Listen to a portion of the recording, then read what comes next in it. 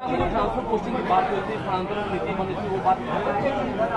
आप सभी को नमस्कार। शिक्षा विभाग ने करीब करीब वो जो पॉलिसी है जिसमें हम लोगों ने काफ़ी उदारता से इस बात का निर्णय लिया है कि जो भी महिलाएं हैं, दिव्यांग हैं या पति पत्नी हैं या कोई विशेष परिस्थिति है में उनको असहज महसूस कर रहे हैं तो वो अपना पोर्टल पर अपना पिटिशन्स अपलोड कर दें। और हम लोग को भी अगर नहीं पोर्टल पर दिक्कत होती है तो फिजिकल पिटिशन भी विभाग में दे दें। और करीब करीब तैयारी हो गई है और हमें लगता है कि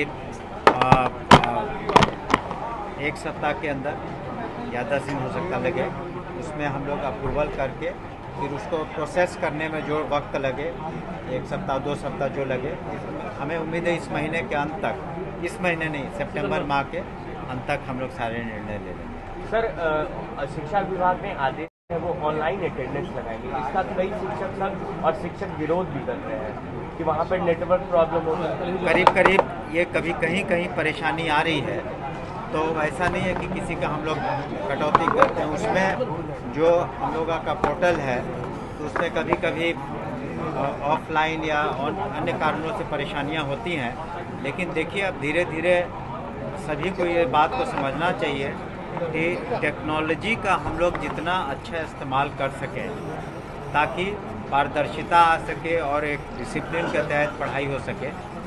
तो इस वजह से हम लोग कर रहे हैं कि टेक्नोलॉजी में, लेकिन जब हम एक नए टेक्नोलॉजी की ओर बढ़ते हैं या नए सिस्टम को लाते हैं तो शुरू में कठिनाइयाँ होती हैं। जैसे जो हम लोग आधार सीडिंग कर रहे हैं तो पर्पस ये है कि हम लोग कहीं डुप्लीकेशन नहीं हो। प्राइवेट स्कूल में बच्चे हैं, सरकारी स्कूल में बच्चे हैं, तो उसका डुप्लीकेशन नहीं हो, इसलिए हम आधार सीडिंग कर रहे हैं और सभी डाटा हम लोग का करेक्ट हो जाए। तो काफ़ी हद तक हम लोग उसमें सक्सीड कर गए हैं, लेकिन अभी भी 20% करीब काम बाकी है। तो टेक्नोलॉजी का अगर हम इस्तेमाल सही तरीके से करते हैं तो उसका फ़ायदा सभी को होगा, शिक्षा विभाग को होगा, शिक्षकों को होगा, स्टूडेंट्स को होगा, पेरेंट्स को होगा। इस वजह से हम लोग प्रयासरत हैं। सर, पटना के नासरीगंज घाट में से मौत हो गई थी, जिसके बाद कई शिक्षक अपनी सुरक्षा की मांग भी कर रहे हैं कि कई इलाकों में बाढ़ की स्थिति है, हमारे लिए सरकार को सुरक्षा मुहैया करानी चाहिए। देखिए, हम लोगों ने सभी जिलाधिकारी को निर्देशित किया है कि वो सक्षम भी हैं और अपने जहाँ जो वर्तमान में अगर कहीं बाढ़ की स्थिति है या पानी भर गया तो वो स्कूल बंद करने का निर्णय ले सकते हैं। आपने खुद भी देखा होगा कि पटना ज़िले में पटना के डिस्ट्रिक्ट मजिस्ट्रेट ने कुछ इलाके में स्कूल बंद कर दिए हैं। तो वो सभी जिला जो अधिकारी हैं वो स्टेट ये डिस्ट्रिक्ट डिज़ास्टर मैनेजमेंट कमेटी होती है, उसके वो अध्यक्ष होते हैं। तो वो सक्षम है, एक्ट के तहत भी इस तरह का निर्णय ले सकते हैं।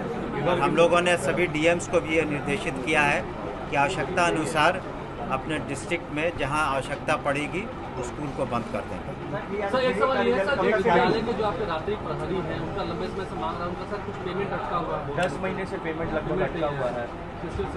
वो कुछ कई विद्यालयों में इसका समाधान निकल गया, लेकिन कुछ विद्यालयों में बात सही है कि पेमेंट की समस्या है। आज भी कुछ लोग आए थे हमारे पास, तो उसका हम लोग समाधान 1 सप्ताह के अंदर कर देंगे।